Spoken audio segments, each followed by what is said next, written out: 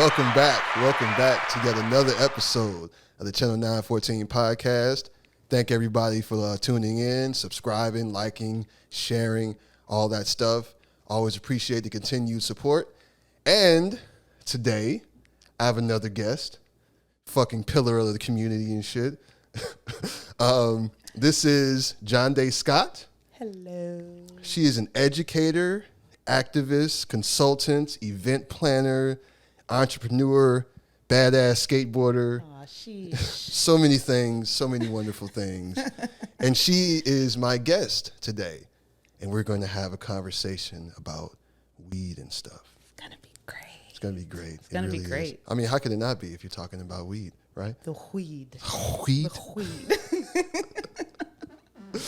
All right, so just a real vanilla introductory question. What initially got you started into the educational side of cannabis?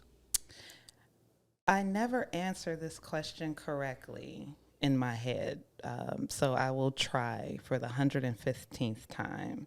When I first got into cannabis education, it was through outreach. Okay. It was the need for people, honestly, to learn what they're smoking. Because my first introduction to cannabis industry-wise was just selling it. And that's when I learned about strains and things like that. And then when I learned Illinois would soon have a medical program, I'm like, okay, so we're soon to be legalized. But there are people who still don't know that dro is just a term. Yes, dro at the time. Right. Yeah, everybody had dro. Everybody had dro. Yeah, that was it. It was just regular and it was dro. Yeah, right. That was it. Right. That, the one strain I did know of was Bobby Brown, which was also kind of a slang term for that regular, that Mexico with the seeds and all that. Yeah. So I just wanted to give people that I knew were using and wanted to use just access to what I was learning already as I was transitioning from legal or illegal, to somewhat legal. And I just kept finding spaces of, well, what does that mean? And oh, wait, so I won't die from it. And Right. Yeah, just wanting more people to be included, even if you don't consume. Right. Yeah. So, and I know that was a thing. I feel like people are more educated now, but I think now people be also like kind of like making up strains or just calling stuff. You know what I'm saying? So it's funny that you said like when you first started learning about different strains, because my first experience with something like that actually had a name was in high school. Okay. The day of my prom, actually, that night. Well, no, I'm sorry, the Saturday night. Aww. The day after. A friend of mine had some Maui Wowie. Oh. And it was a wonderful experience. And I wasn't like a everyday avid, you know what I'm saying? I played football in high school. I wasn't, smoking like that. Yeah. But when I tell you I had one of the greatest nights of my life behind that, I woke up feeling amazing the next day. But it wasn't until much later on until I actually started getting into it myself. And actually, I went to Colorado back in like 2008, and that's when I really started to learn about like the nuances and the different strains and the difference between sativas and indicas and all that other stuff. Nice, so that educational portion is really, really, really important, especially when it comes to consumables and edibles. So like, do you deal with a lot of people that, like people will make edibles and then like just throw whatever amount they want into them? And and you ask them like, okay, how many milligrams is this? It's like, so like, how do you feel about that? And what advice would you give to people that are doing that want to like upgrade? To anyone purchasing cannabis infused products from anywhere, right? You're going to either have the consumer who they care or they don't.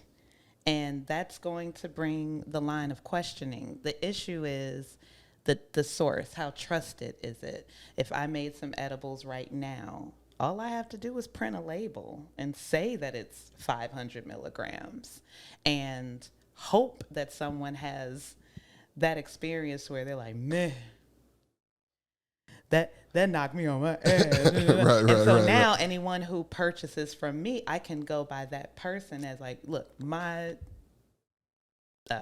gummies be smacking. Right, right. And then here comes that measure. Anything that's 500 milligrams is going to give me that effect that I had that day from that product, from that. You see what I mean? Right, right. That's where the distortion comes in, because of course that's not, realistic.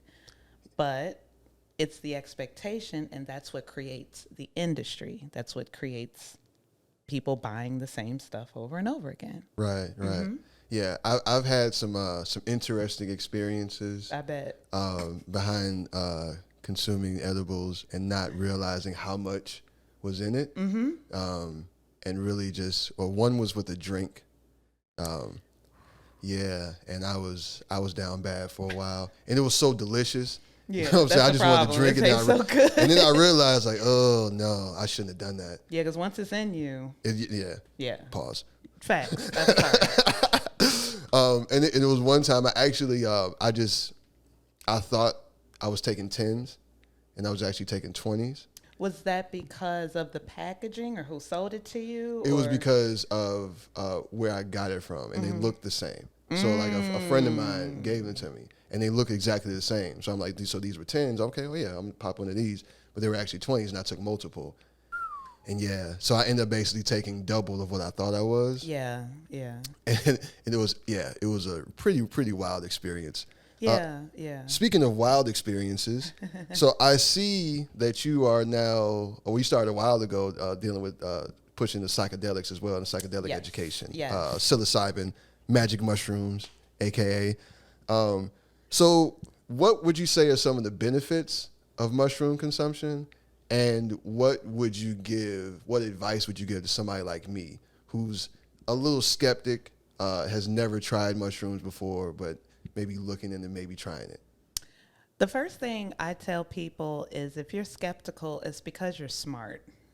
So don't feel like you aren't going to be included in this club. Don't think, oh, I'm a scaredy cat. You're supposed to be, whether it's lack of information or what's already out there about magic mushrooms. Okay. What would happen? Like, I've heard people say, I don't want the walls to melt around me. Have a bad trip. Yeah. Like I took mushrooms last night and I was talking to Jesus for 3 hours. Yeah, and I'm like, well, is that a bad thing? I mean, so I let people know that skepticism is just another form of intelligence. What I want people to know is a psychedelic experience isn't necessarily getting you high the way that we look at cannabis, for instance. Okay. It really is an experience that takes place within yourself, steered by your mind. So it's a reminder that we limit our thinking every day. As soon as we wake up, we immediately compartmentalize everything that's going on in our brains so that we can do our daily activities. I don't have time to think about this because I got to get to work. Right. I don't have time to go deep into that because I have to get the kids off to school. Right. And that's just a part of being an adult. What I tell people is mushrooms kind of take you back to that childlike phase of being super absorbent and being confident in the fact that you're just one with everything. Like, you know how kids are. Yeah. 1 minute they could be a dragon, the next minute they're an astronaut. Right. That's kind of what you okay. That's kind of on a different level. Mushrooms just kind of reminds us where we are in the scheme of things. Number one, we ain't shit. Number two, we are consumed with ourselves. And it has led to destruction of the mind, body, soul, and the way that the earth operates. So it is kind of scary to get out of that. But if you want that experience, that's the other part of your brain telling you something. That was a wonderful answer. Thank you. So, I'm on shrooms right now, by the way. just how you feel? You look so just like, yeah, okay. Now I get it. Now I understand because you've been floating since you walked in here. Now, okay. Now I completely understand. So I've heard of different ways. So there's like micro dosing. Yes, you that's have the what I actual did. right. You have the actual plant. You have it in pill form. So what would you recommend to somebody just starting off? Like if they want, like, would you recommend micro dosing? Would you recommend like what would be a good starting point? I always ask people, and I have worked with individuals just by themselves. You know, sitting with them as they consume. I've also done group events. Shout out to Soul and Wellness and Moonchild Infusions. Hey. They have great events to bring people into that space, especially if you want the full out trip. But I just ask people, what do you expect from this experience? What do you want? Do you just want to say you tried it? Do you want the full on Jimi Hendrix? You know, what do you expect? And when someone says, oh, I don't really know. Good. Next question. How much time do you have? I'm serious. How much time do you have? Because this is something where you kind of have to let that control go.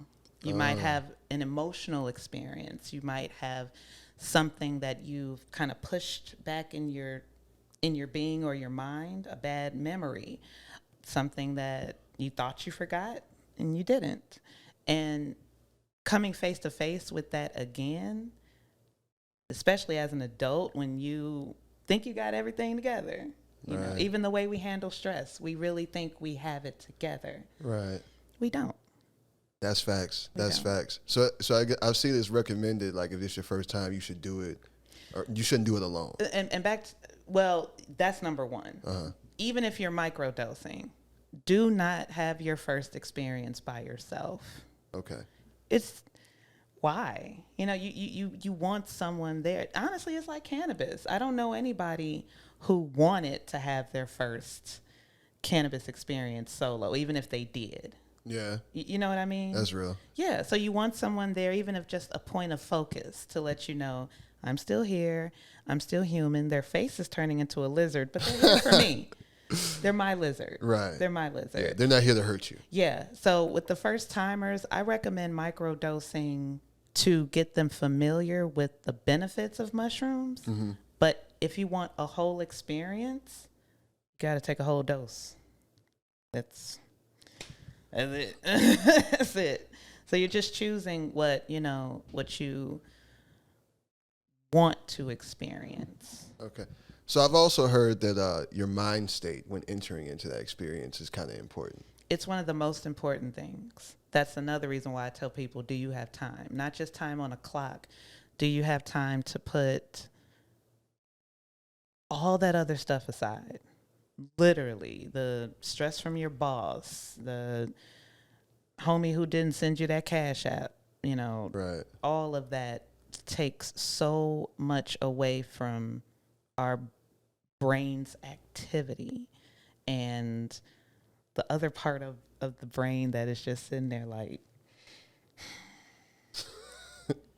she don't see us. Right. I know you see me. I see you. You know, it's this whole other spectrum of our minds that's just waiting to be awakened. Our minds are always working at 100%. I don't care what anyone says. Anyone who said we only use 7%, who told you that? Who told you that? Right. And how do they know? Right. The part of the brain that dies, you're going to start dying. Right.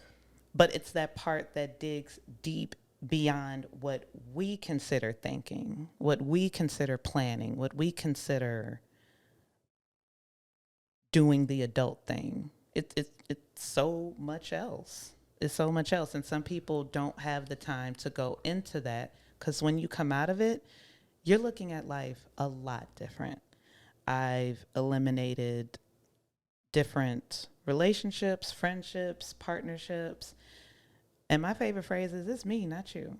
And it really is. You get to a point after consuming, after a while, where you're like, okay, now that I think this way or feel this way, I just can't do that anymore. I can't deal with this person anymore.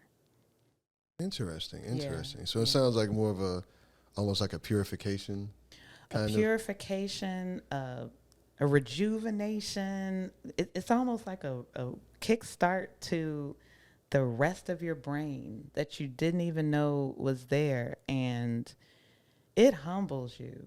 It does. Ego dissolution is one of the main factors of mushroom consumption. We all got to kill that ego, man. And Ego. people don't know how. Yeah. It's a real reprogramming of how the brain works. Interesting. Yeah. Shit, you got some more on you? You see, So I feel like shrooms have kind of made a bit of a resurgence amongst our community, amongst black people. Yes. Other people they've never stopped. Yes. But yes. I feel like, in the like 60s and 70s, you mentioned Jimi Hendrix and that whole like kind of Woodstock era. The psychedelics was a big part of that, right? And then we kind of got away from that. There's actually a story. It was a pitcher. He played for the Pittsburgh Pirates. His name escapes me right now. Okay. But he pitched an entire game high off LSD. Wow. Yeah. Yes. In the whole story about the night before, he basically went on a bender and forgot, because pitchers don't pitch every day; they pitch like every 5 days. So he forgot that it was his day to pitch. Right. And then he realized that he was still tripping. After this, I'll have to find that and send it to you, because it's a really wild story. Because depending on how much you take, LSD doesn't have a super long effect on some people. Some people don't even feel the high more than a few hours. Well, he was still tripping, so I'm not sure how much he took. Wow. But yeah. But as of lately, I've seen a lot more people talking about mushrooms, consuming mushrooms. So what do you think is fueling that? I think the need for, even though, like you said, it's nothing new, but in our time, it is kind of new. New methods of self-care. When you have everything at your fingertips, you could literally have a therapist on your phone instead of going into an office. You have this aspect of, back to the word self-care, that can mean anything from a really nice bath to hopping on a plane and going to the Caribbean by yourself, or getting your nails done or something. All of these are attainable. You can just grab them. Oh, I feel better. When it's not. Right. We're not feeling better. Just in the moment. Yeah, and so as people, especially Black people, we're going to feel good. If it's one thing we're going to do, we're going to feel good. Yeah. And to find something that not just makes you feel good, but shows you why you feel good about this, why you don't feel good about that. It's kind of giving you a whole new control. It's giving you a whole new grasp on what self-care really is, what self-control really is, and that reward to yourself. It's going out for a night of drinking, we all love it, but we see what happens the day after, or a lot of regrets. Right. So even rap music has done a great job of introducing all types of drugs. Percocet, Molly Percocet. So if but those are more like synthetic. But it's still considered a drug. Right. And anything that alters the thinking is considered a drug. Okay. So you start exploring one, that opens the door to others. And I'll admit, it's one of the populations that kind of really kicked it up the most to me. It's the population that most people don't like talking about, and that's the younger. They call the druggies. They say, all these kids on drugs. They doing pills, drink, weed, da-da-da. I'm like, yeah, I hear what you're saying, but they're the ones who have the balls to try it. Y'all do y'all little cocaine on Saturday nights and never talk about it. Right. These young people, they're making songs about it. And whether they're fronting or not, it does show a confidence to at least try something different, because there is a need for relief. Depression is real. Sadness is real. and that need to get rid of that it's not a whole industry of it for nothing. That's facts. Yes. Yeah. No, and especially in this day and age, we talk about like self-care is a big theme. People being more concerned about their mental health, not always taking the proper steps to, better their mental health in a lot of ways, but it's still a topic. Yes. So at least now we're talking about it. Yes. Where before that wasn't a conversation. We talk about depression and things like that. It's just like, you're depressed. What you depressed about? You know what I'm saying? Like, you alive, ain't you? Right. Like, the you know what I'm saying? Yeah. You woke up this morning, you got breath in your body. What you got to be sad about? You know what I'm saying? Go eat you something. Right. You're just hungry. Eat a Snickers. You know what I'm saying? Right. You're just hungry. Right. So, but now I'm more so realizing, especially coming out of this pandemic, well, being in the pandemic, and people being isolated, a lot of people really had to face because you didn't have those daily distractions. So yeah, I think you kind of hit the nail on the head with that, with people wanting to like experience and find new things. Yeah, yeah. Especially coming out of a time that we were living in now. Yeah, and giving ourselves that opportunity, to me, is the ultimate form of self-care. Because hey, like I said, nothing wrong with that massage, going on a trip, treating yourself to a nice meal. But if you're doing those things all the time and you're still facing the same levels of anxiety, the same levels of depression, the same, you know what I mean? Yeah.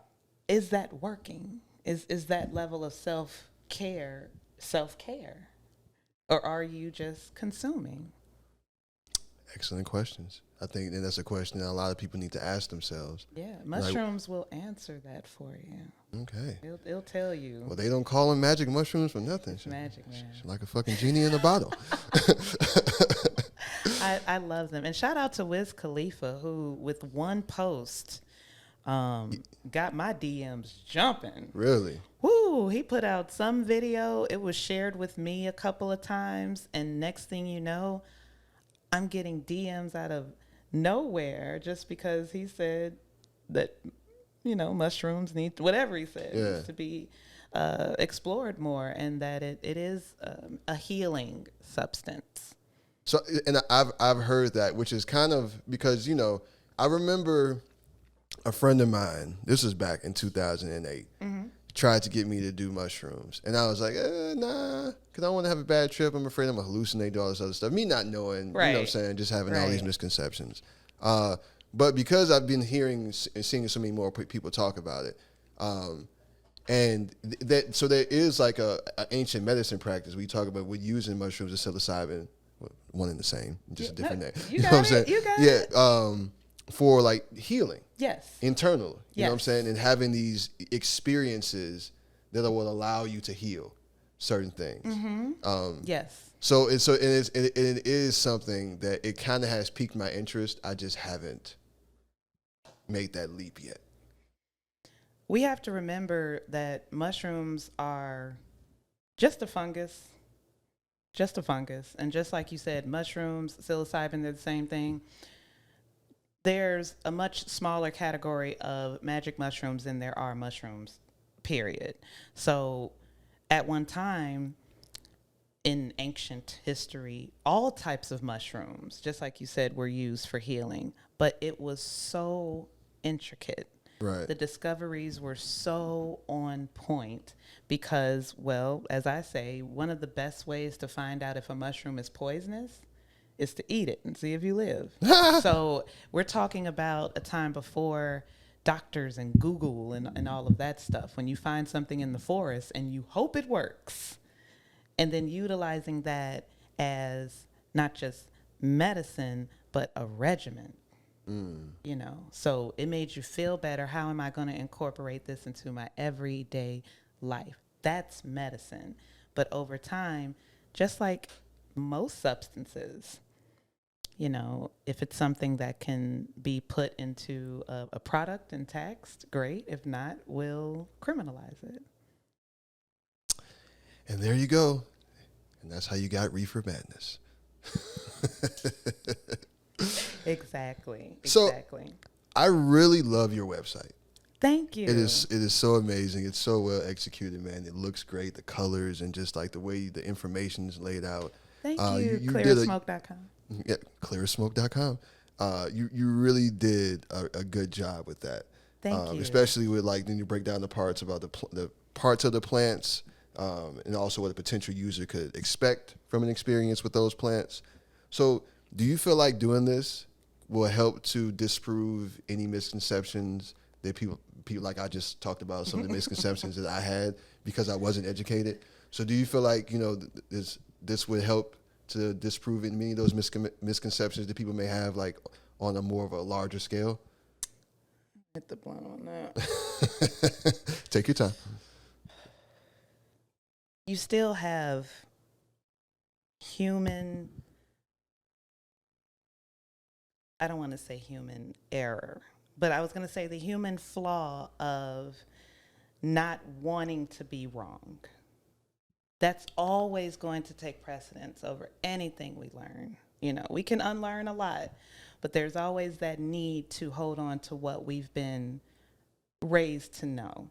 It could be religion, our household, even the need to advance in a certain career can lead to our thinking of what cannabis does, how safe it is, if it's really medicine, Right. And then, of course, you marry that with how it's displayed in the media, how it's displayed in movies and music, things like that.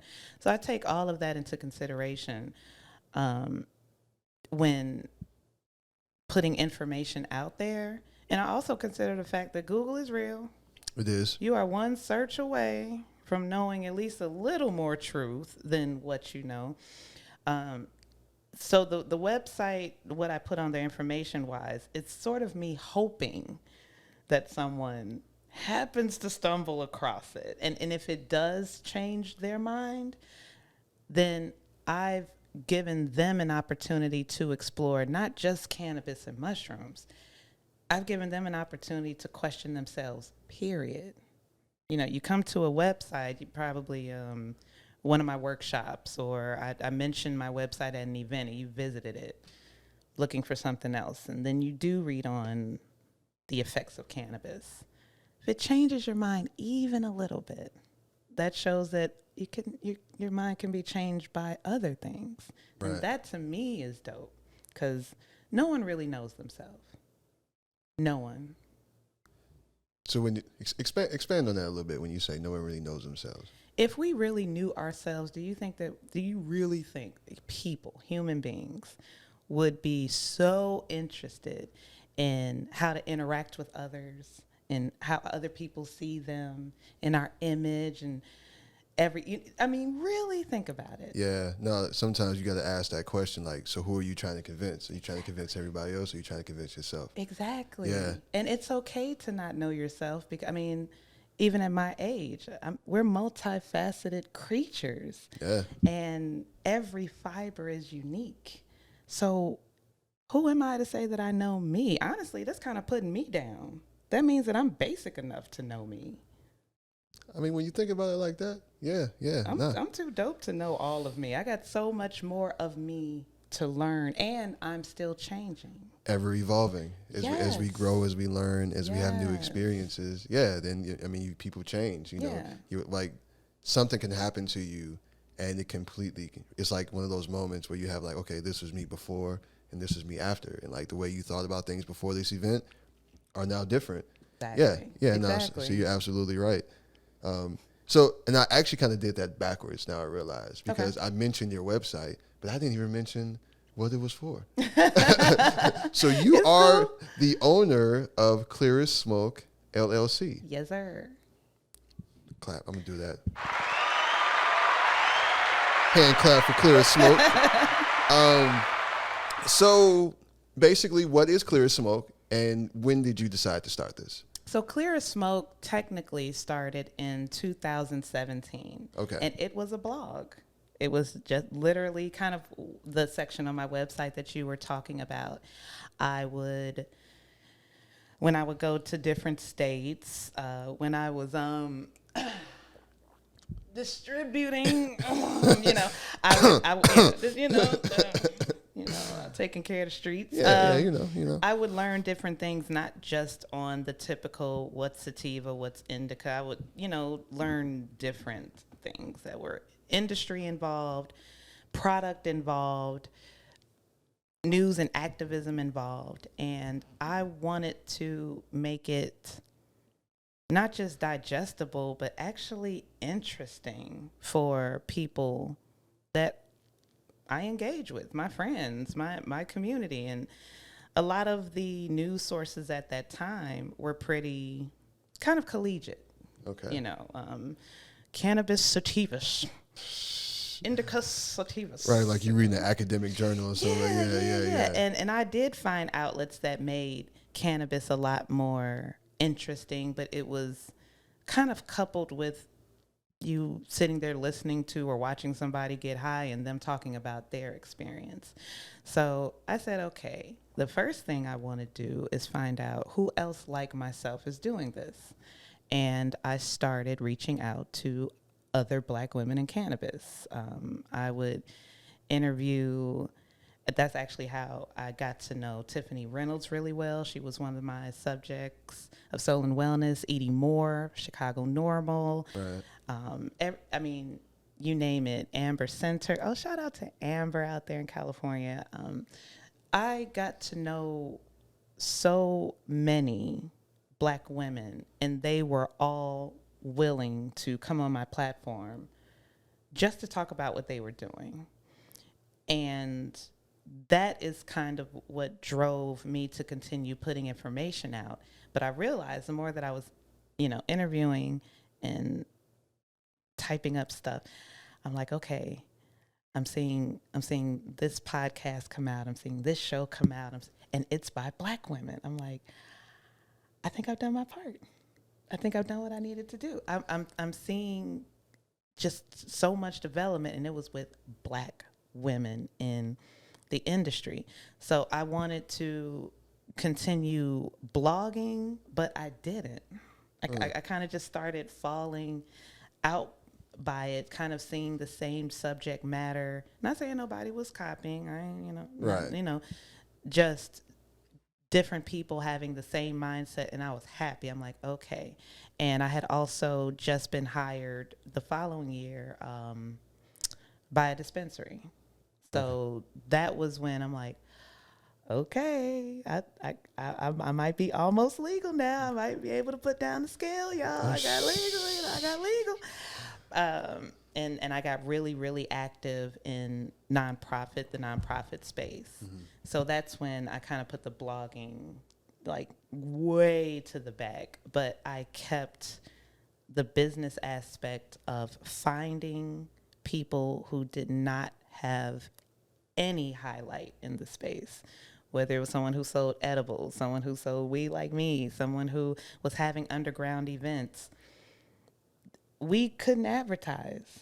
We couldn't just have a commercial or print out flyers and pass them out. It was word of mouth. So I'm like, I'll be another voice for that. And that getting to know medical cannabis patients. Mm-hmm. That's also where Clear as Smoke started to grow, helping with registration, creating events and presentations for them to learn. And it just started evolving from that little blog and my little phone interviews to now having events and consultation and education.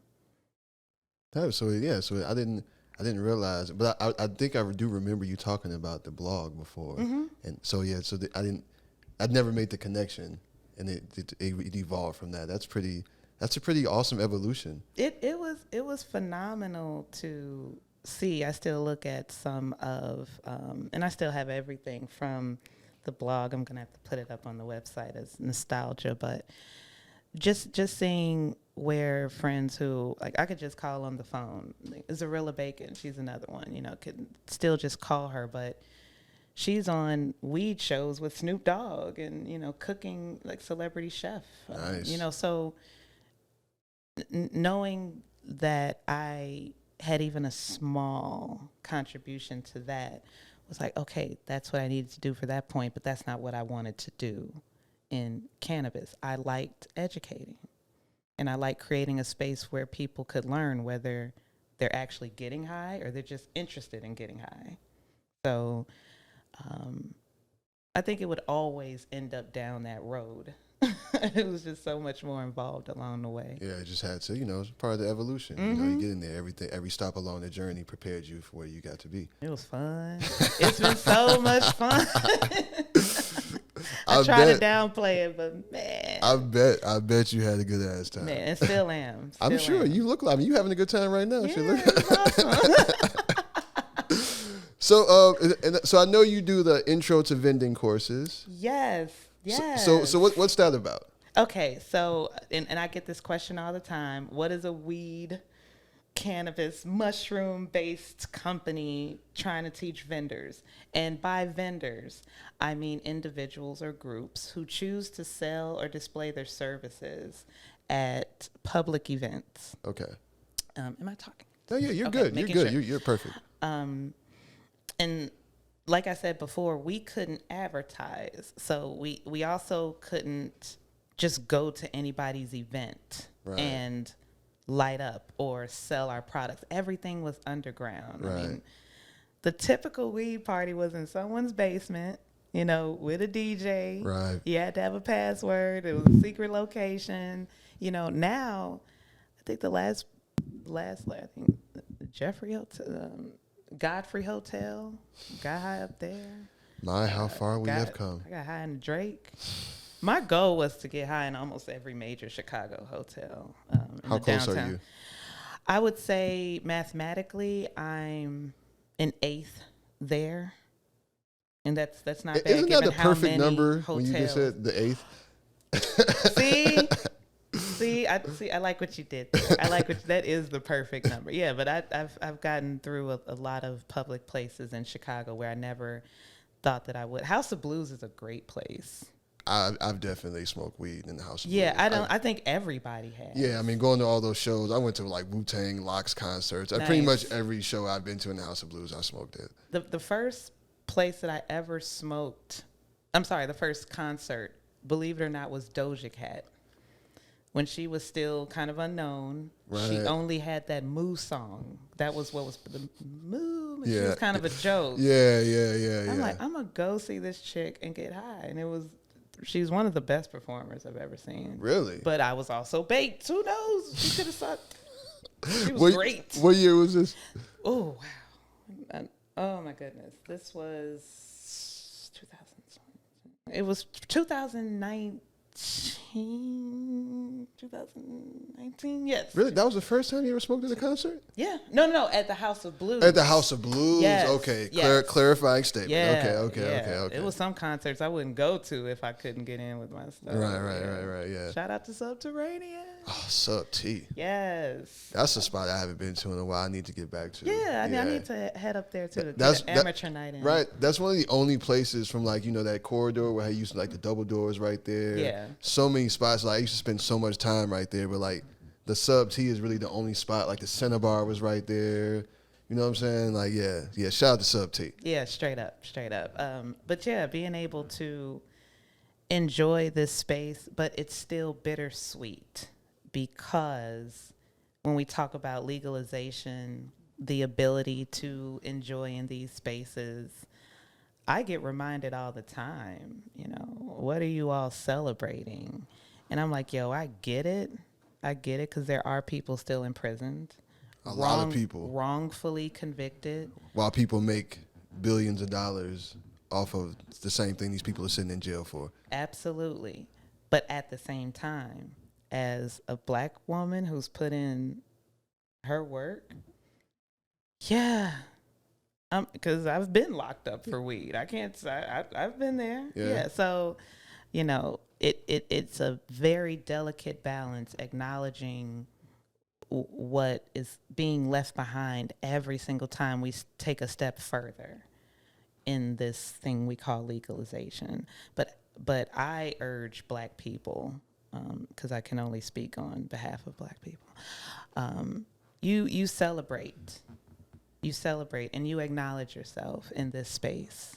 Yeah. And that's not just for yourself, but it is for those who are locked up.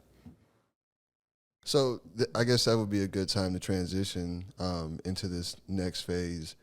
So as you kind of alluded to, you've been on both sides Yes. of the industry in both the corporate and the private sector. That's a great way of putting it. Right. With your professional self. So I feel like you have a very unique perspective. Like you have something that a lot of people can't offer in terms of like the industry and seeing the direction that it's going into and how things have evolved and grown. So now we're a little over 2 years into legalization in Illinois. So just overall thoughts about now that what you've seen over these past 2 years versus like what you wanted to happen and what you've seen has actually happened. Some bullshit. Do you need to hit it again? You can hit it again if you need to. No. It's some bullshit. I love how far I've been able to get with cannabis. I love the opportunities that it's created for some of my peers and my mentors. But Illinois, in particular, dropped the ball is an understatement. We kind of taken a few steps back and seeing the legislation come to life in person and then still seeing on the ground floor people having to put up their homes because they can't open their dispensary. People who've had to relocate their families just to have the wrong zoning for their cultivation. And it's like, yo, you see the applications. I was presented with a wonderful opportunity to be a part of a dispensary team a few years ago, and I just didn't want to. I just wasn't interested.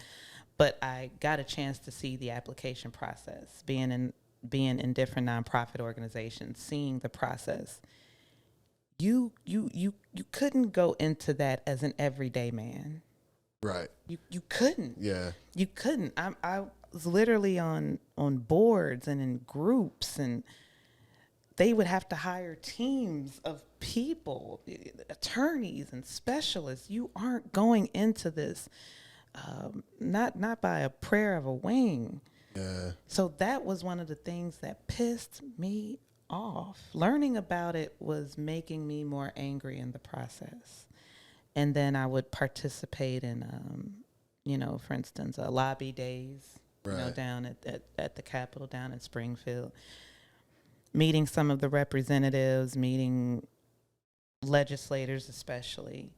It does give you insight, but then you see how quickly, like just one signature, how it just changes everything. Like you see the fights and the protests and people literally with signs back at home in Chicago, and then you come down here and it's just 3 people in a room with some Panera.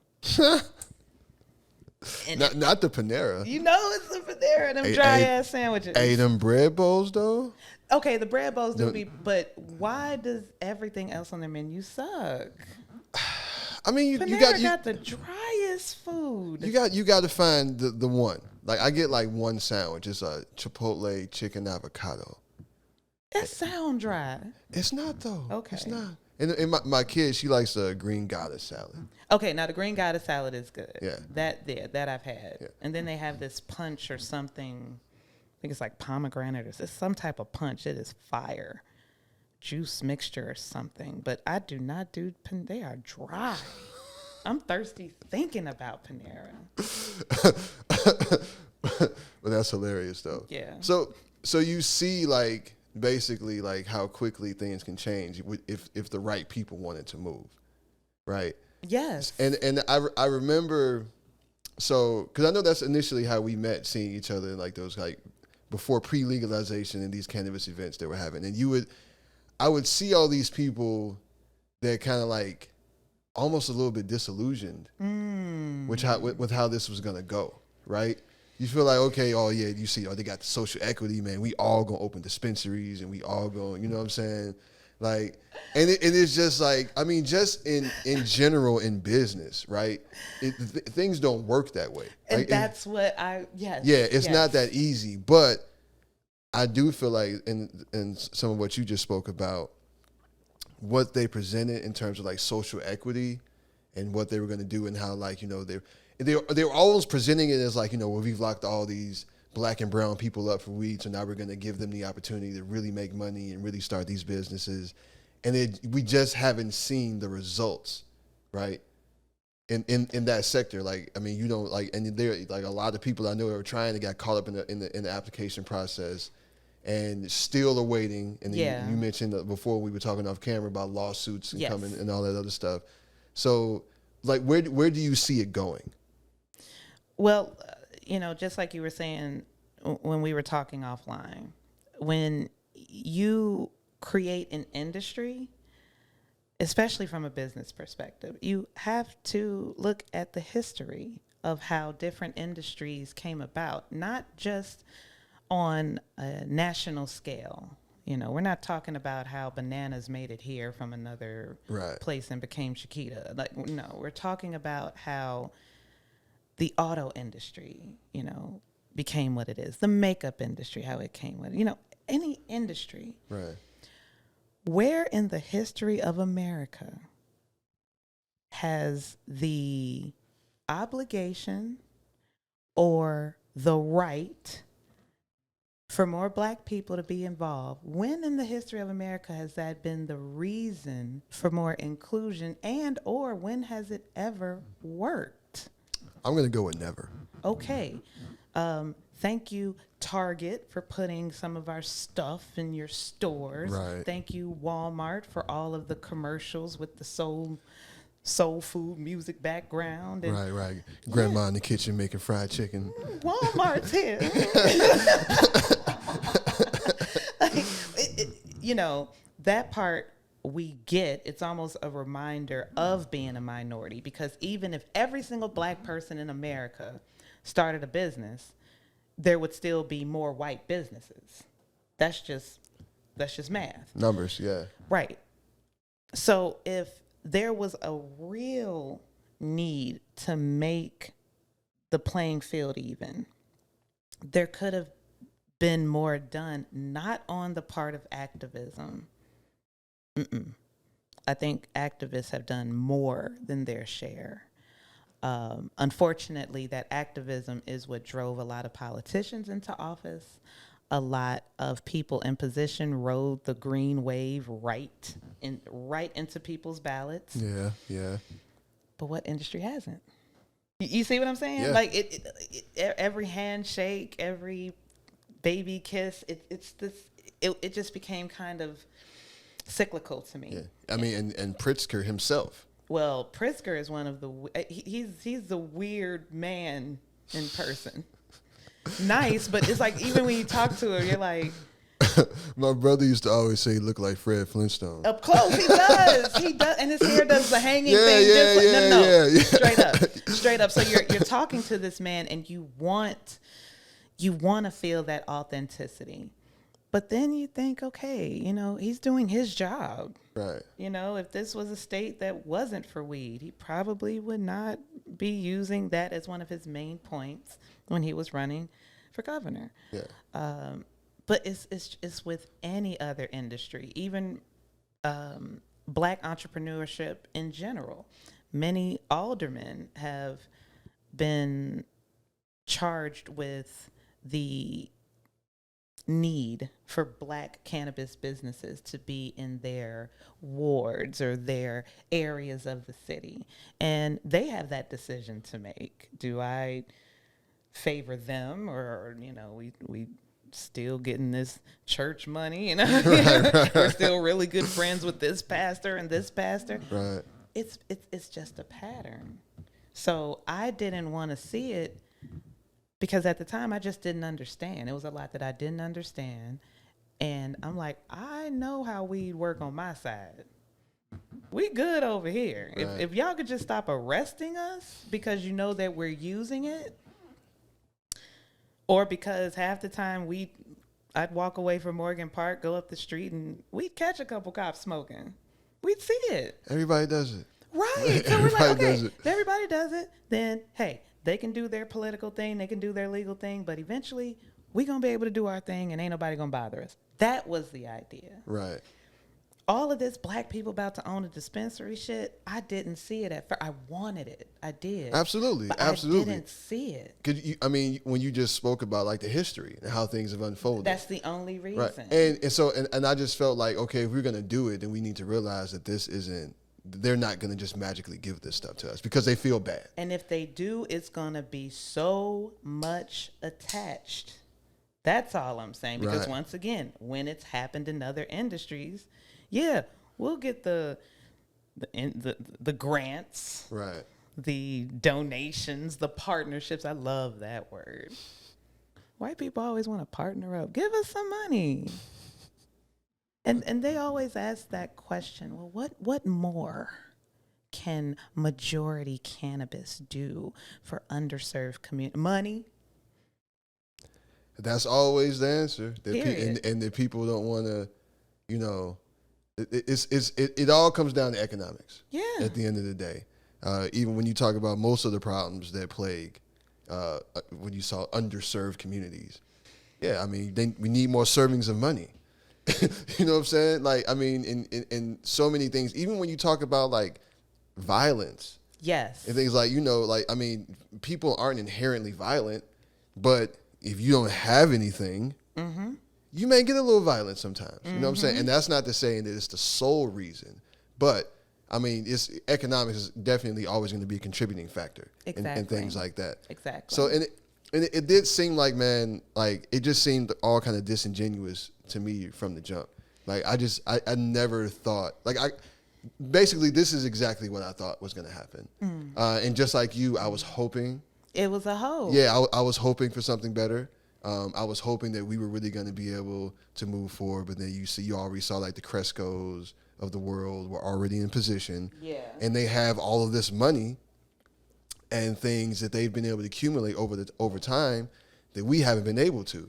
Because even if you were making a lot of money in the cannabis sector before legalization, you couldn't necessarily use it, or you had to find a way to clean it. You know what I'm saying? So we don't have this access to capital, and not only that, you have to have these relationships because they're only going to award so many licenses a year. Mm-hmm. You know what I'm saying? You have to get in these lotteries, and you would like to think that they really just pulling numbers, but no, you got to be connected. You got to know people, and those relationships are where going to benefit. And like, so most of us don't have those types of relationships, and even some of the people that did still got left out in the cold. Yeah, and I think that's what hit a lot of people in the gut the most. Seeing, honestly, I'm gonna put it out there, both white and black people who were in position, had the funding, had the representation, had the team solid. Yeah, but didn't have a veteran, for instance. So little fact, when applying for licensing for dispensaries and craft grow, as part of social equity applications, having a veteran as a part of the team basically boosted your score on the application. And if you already had everything perfect, kind of gave you, you get 100 on the test, but if you get extra credit, right. Like, had a veteran, you get extra credit. Oh, okay. So that kind of rubbed people the wrong way, rubbed them the right way, kind of made things a little bit unbalanced. And you had the actual testing, or I should say, overlooking of the applications, the reviews of the applications. They were done by a firm, KPMG, and I was familiar with that firm for many other reasons. So when I found out that they were the ones that were going to be reviewing the applications, I'm like, don't a few of them got some dispensary stakeholders? Conflict of interest, anyone? Didn't hear nothing about it until the lawsuits came. Right. So it's those little isms, and by the time they hit the news, that's when you realize it's probably 15,000 more cases like this kind of bubbling beneath the surface. and it was just a hot mess. But watching activists and advocates in this space, especially those of color, quote unquote, it reminded me once again of, we protest and we get a little. We protest, we get a little, then we celebrate. Then we celebrate. Everybody get their little part. We celebrate. We turn up. I just kept seeing the pattern. So, what do you think there's a path for Black people to really make their mark? I mean, outside of like celebrity culture, I mean, you're gonna have like you people like Snoop, and I mean you have a lot of people. So there's also I know Al Harrington has that Viola. I'm sorry. Yeah, I think it's Viola. One of the two. Yeah. We talking about this. You know what I'm saying? Yeah. So I know he has that space, and I know I always follow him on Instagram, and I know him. I haven't seen him in a while, but I used to run into him all the time. His name Mike the God. Oh yeah. Shout out to Mike. It's Michael Malcolm, isn't it? It's Malcolm. Yeah. Malcolm. Okay. Yeah. Mike. Yeah, Mike. Yeah, coolest guy ever. Yeah. Every time I've seen him, he's always been real cool. But I know he's heavy chill. into it, and he's been, you know what I'm saying, working on some things in that space as well. So, but in terms of like outside of celebrity culture, yes, you know what I'm saying, and people that are already connected, just like regular people that maybe want to try to enter into this space legally. Yes. Do you think that there really is a legit path for them? Absolutely. I do. And I still have faith that there will be more Black ownership, whether it's in dispensaries or cultivation. I think as far as the plant itself, cannabis itself, it hasn't had the chance to evolve as a product before the industry has had a chance to evolve as an industry. Okay. You see what I'm saying? Yeah. Like, you have more people who are interested in getting involved in cannabis than the plant itself. I meet people all the time, and they say it all the time. I want to quit my job. I want to invest in cannabis. I want to get into cannabis. And I'm like, cool, what part? That's like me walking into a Four Seasons and saying, I want to get involved in hotels. They probably going to tell me, go to the career site on fourseasons.com or something like that. Yeah.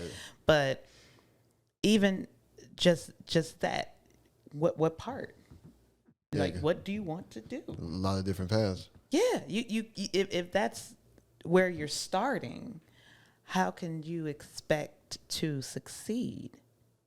There has to be some level of severity in making the decision on where you're going to go, even if you get deterred a little bit.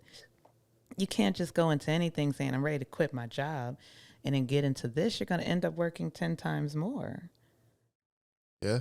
Yeah. So I see a lot of opportunities opening. The few Black people that were able to get it 10 years ago, they've mentored, they've brought more of us on board. I've learned from some of the greats, you know what I mean? And that multiplies.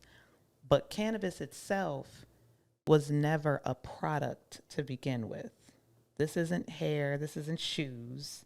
You know, it's something of nature, and we're consistently manipulating it. We have to, on a federal level, we got to wait until it's taxed. Right, yeah. You know what I mean? And it seems so crazy that with all of these states making so much money on it, like that it's still illegal federally. It's just a couple of signatures away. Don't worry. Believe me, when it comes to federal legalization, it has nothing to do with morals anymore. Oh, nothing. Yeah, it has nothing to do with morals. It's just like, and also the need to keep it illegal on a federal level. Yeah, and because a lot of stuff we talk about morality is just posturing. Yeah. You know. Yeah. People. It was something, and people still. I know it was somebody. One of those Fox News people. Oh, Fox. Right. I love Fox. They were trying to make a correlation between the rise in cannabis use and legalization in the country with the rise of mass shootings. I saw that article. Yeah, yes. And she was one of the one of the news. It's a woman, but I don't know. Like her a name. blonde lady. Yeah, I know who you're yeah. talking I have no about. idea what her name is. Yeah. But she was going on and on about this, and it's just kind of like people just make all of these crazy, unreasonable assumptions, and you know, and it's kind of amazing that even in this time, with everything that we know about the medicinal properties and how like cannabis can help with a lot of different things, it's really not just for people to consume and get high. Yeah. Right. Even with all that information out there, people are still pushing these type of narratives. It just seems really insane to me. If you think about it, it's not though, because with every industry comes an economy for that industry. Facts. And with economy comes the drive to make consumers consume. So you have to have a population of anti to strengthen the population of consumers. There really isn't too many things out there where you don't have a naysayer for it. You know what I mean? Yeah, no, you're absolutely right. Yeah, and there are some people who, you know, they really do consume cannabis for the sole purpose of not being a part of the anti. Like, may not even need to get high. Like, it's just their pleasure being the opposite of these Bible thumping. Right. Just to throw it in the face, kind of. And if that's it, that's it. But it also feeds into the culture of cannabis being sort of rebellious. Right. Or I'm doing my own thing. Yeah. You know? Yeah. That's what drives the spending. And even as popular as consumption has become, it still is kind of part of that rebel culture. Like, you know, like, yeah, you're still kind of doing something that's not necessarily approved of by grandma. You know what I'm saying? Exactly. Yeah. Exactly. When the average dispensary employee is grandma's age. I was just about to say, grandma be getting high. Yeah. You know what I'm saying? Yeah. Grandma is tired of waiting for her grandson's connect to come meet her at, after the church picnic. Right, yeah. Now she want to go to the dispensary when it's open, purchase, and come on. It's us who don't mind waiting behind 7-Eleven. Grandma got stuff to do. Grandma got stuff to do. Not behind the 7-Eleven. Shout out to White Hen Pantry right off of Western. I can't meet you when you got your cell phone on. You got to turn your cell phone on. You know the feds is watching. For this Nick sack. Right, yeah. Like, what if you don't give me this eighth, man, and take this $40? Nobody looking for you. Hand it to you like some crack. Right, man. Give me the handshake like, boy, it's illegal. But, yeah, man. Well, one last thing before we get out of here. Yeah. One not drug-related question. Okay. But maybe somewhat. So you've gotten into skateboarding. Yes. What brought you into that? Actually, the first time I was introduced to skateboarding was in college.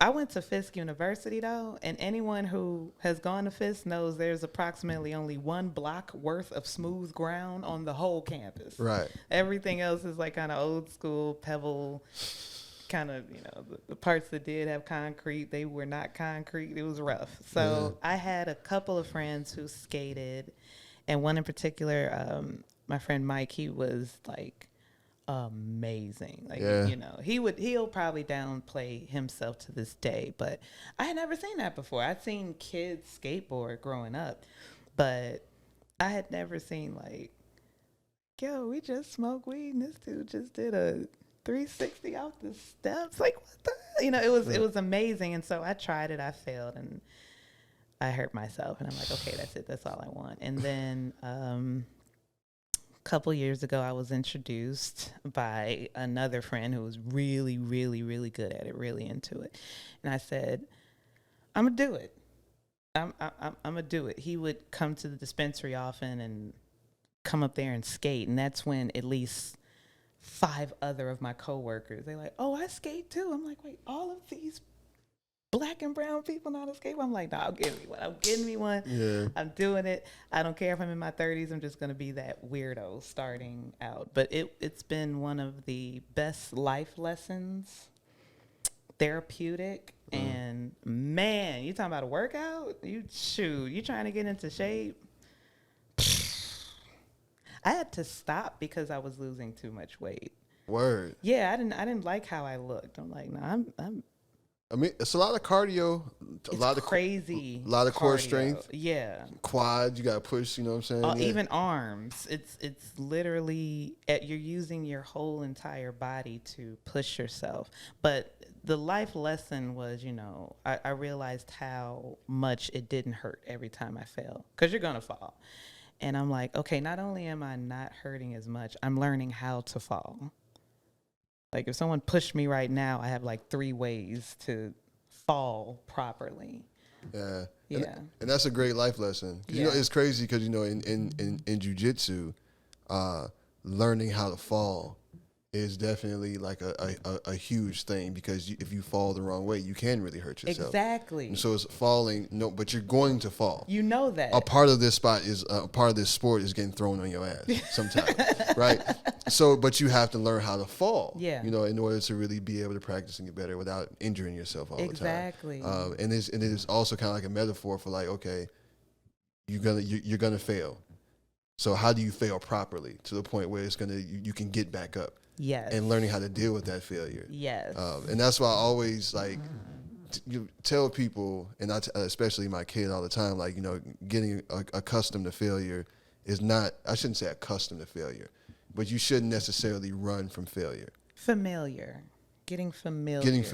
Maybe that's a better. But yeah, exactly, because you learn more from failure than you do from victory. Yeah. Yeah. Because with victory is more of a celebratory thing, but if you fail the correct way, you're really gonna examine what caused you to fail, and try to correct those things. And also, when did we forget that, like, if someone says, I want to learn how to skateboard, if you're learning, failure is a part of it. So you're actually succeeding. You are. Yeah. Absolutely. Yeah. Yeah. So you've gotten a lot better, though. I've gotten a little bit. I mean, just from the videos you post. Yeah, I can. My ollies are getting higher. I was just about to say, the kickflip is next. Kickflip is next. But I'm meeting a lot of people, especially on the south side of Chicago. And you know how when you get a new car, you start seeing that car everywhere? All the time. Okay, all the time. It's the same thing. I'm seeing people I didn't even know, and not by the skate parks. I'm talking down 79th, Stony, Inglewood. I'm seeing skateboarders everywhere, and it's so cool. It's so cool. Skateboarding on the 9. I mean, look, anything on the 9. Shout out to the Woodline, by the way. They are on the 9. Shout out to the Woodline on the 9. But yeah, it just shows that skateboarding was never a white sport. Because I would get asked that too, like, oh, that's a white sport. I'm like, I really don't know that many white people who skate, actually. Yeah. Yeah, I can say that. I know more black people than white people who skateboard. Yeah, personally. It's kind of like, you think about like what's the first thing that people think about is like people like Tony Hawk or something like that. Yeah, yeah. But like that's not accurately representative of like the entire population. Exactly. You know what I'm saying? Exactly. Lil Wayne and Pharrell Williams made a huge contribution to skateboarding culture, to for sure. The culture with their clothing lines and being skaters themselves. Yeah. But even Saweetie, the rapper, she's a skateboarder. Yeah. Yeah. Yeah, and it's crazy because like it's these things that get automatically associated with white culture. That's not being that, and things are not being black, especially when it comes to like I used to grew up listening to a lot of. I mean, obviously I listen to a lot of hip hop, R&B, and all that other stuff. But then I'm gonna listen to some alternative stuff. Right. You know what I'm saying? I used to love Green Day. Green Day. Like, Green Day. You know what I'm saying? Now I'm leaving. I'm leaving. Not Green Bay. I'm not leaving. Green Bay. Not the Packers. Yes. Green Day. Yes. Awesome. You know what I'm saying? Green Day, Soundgarden. Ooh, you know what I'm saying? Yes. Like Red Hot Chili Peppers. Did you listen to Paramore when they were out? Nah. I was into the emo alternative. See, I never got into the emo, but I was in like the British Invasion. Okay. You know what I'm saying? Okay. Like a lot of those, you know what I mean? Like it was So I mean, basically, it's just like if I like the way it sounds, I'm gonna listen to it. And it's the same with I say one of the only things that isn't for black people, it is a white thing, is unseasoned meat. And raisins and potato salad. On God. Yeah. But I mean, you know what I'm saying, you talk about that music, but you know, black people invented rock and roll. Exactly. Just country and everything else. Jazz, all original forms of American music. Yeah, so skateboarding is just the same. If any culture knows how to fall and get back up. Man, that's a part of being black. Period. You know what I'm saying? You gotta learn how to fail if you black. That's, you know what I'm saying? That's just a part of it. That's a rite of passage. You learn that shit very early on. Miss Scott, this has been a pleasure. It has been so much fun, yeah, Will. I'm so happy for you. Yeah, man. I really appreciate you coming on, blessing my platform, educating the masses on cannabis and mushrooms. Yes. And you may have inched me a little closer to having that experience. Well, I appreciate it, and I appreciate you. If many of your listeners do not know that even though we got to know each other through cannabis, I really got to know you as a volunteer when I had a lunch distribution in the Roseland area.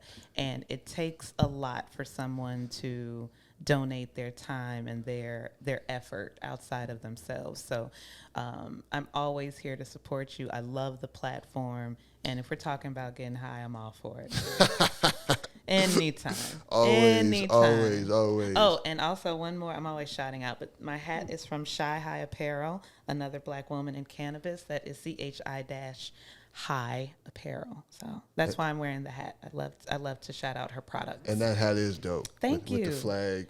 This is her design. She goes hard. That's nice. Yeah. That's nice. Yeah. Also, clearasmoke.com. Clearasmoke.com, and upcoming this weekend is my virtual intro to vending workshop. We started talking about it, but we kind of got off topic, and it's for people who are interested in becoming a vendor, or if they are a vendor, learning some more tips and tricks, because being able to sell in public spaces is kind of where a lot of cannabis businesses got their start, especially in the black community. Right. Yeah. Yes. Yeah. So clearsmoke.com if you want more information on that. Well, all right then. And we are going to close this out. Thank you all for tuning in, and we'll see you next time. Peace. Peace.